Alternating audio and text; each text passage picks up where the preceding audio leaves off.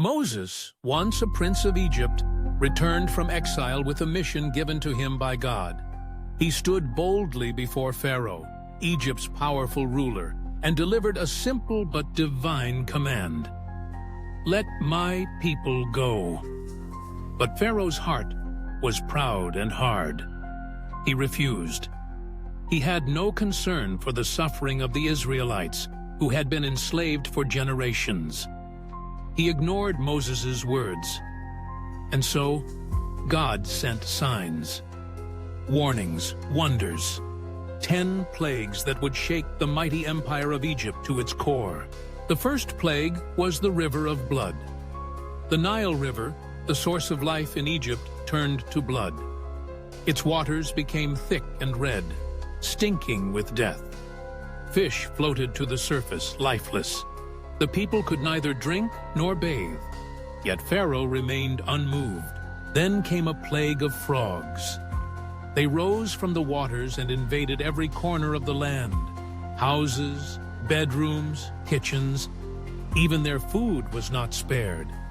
The croaking was endless, the chaos unbearable. But still, Pharaoh's heart would not soften. After the frogs, lice covered the people and animals alike. They crawled into hair, onto skin, and into every crevice. There was no relief, no escape. Yet Pharaoh remained defiant. Next, wild animals roamed the streets. Creatures that once feared humans now entered homes and marketplaces without hesitation. The land was filled with roars, growls, and fear. Still, Pharaoh would not yield. Then came a terrible sickness that struck Egypt's animals. Cows, sheep, camels, and horses, animals vital to life and livelihood, died in great numbers. The people wept. But Pharaoh was unmoved.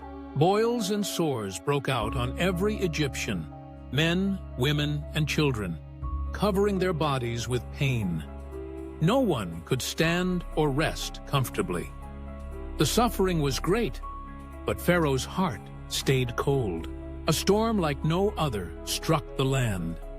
Hailstones mixed with fire fell from the heavens, destroying crops and shattering trees. Egypt had never seen such destruction. But even as thunder rolled and flames danced, Pharaoh stood firm. Locusts swept across the sky like a living cloud. They devoured everything green in sight: fields, vineyards, gardens. What the hail had spared, the locusts consumed. And still, Pharaoh resisted. Then, the land was swallowed by darkness. For 3 days, not even a candle could pierce the blackness. No one left their homes. Fear crept into every heart, but not Pharaoh's. At last came the final and most sorrowful plague. In a single night, the firstborn of every Egyptian family perished, including Pharaoh's own son. Cries of mourning echoed through every home and palace in Egypt. Pharaoh, broken by grief, called for Moses. With trembling words he said, "Take your people and leave Egypt." With hope and haste, the Israelites gathered their belongings. They had no time even to let their bread rise.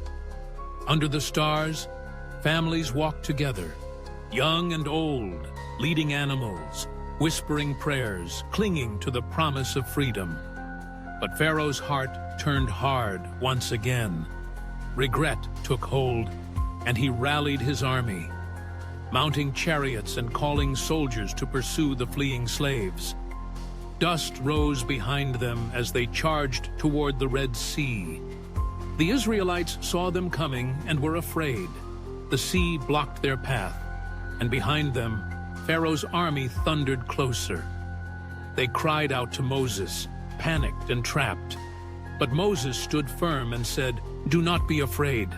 Stand still and see the salvation of the Lord." He raised his staff toward the sea, and then a miracle. God sent a mighty wind, and the waters split apart. A path of dry ground opened through the sea, with towering walls of water on either side. The Israelites stepped into the impossible and began to walk between the waters. By the light of God's glory, they moved forward in wonder. Through the clear walls of water, they saw fish swimming beside them. Bright colors, glowing coral, and the strange creatures of the deep shining like stars in the ocean. All night they walked. By morning they reached the far shore, safe. Behind them, Pharaoh's army entered the sea, chasing fast. But as the last Israelite stepped onto the dry land, the waters collapsed. Chariots, horses, and soldiers were swept away in a mighty surge. The sea closed its mouth, and Pharaoh's army was no more. The Israelites looked back at the sea and knew they were free. They sang. They danced. They praised God with joy and tears.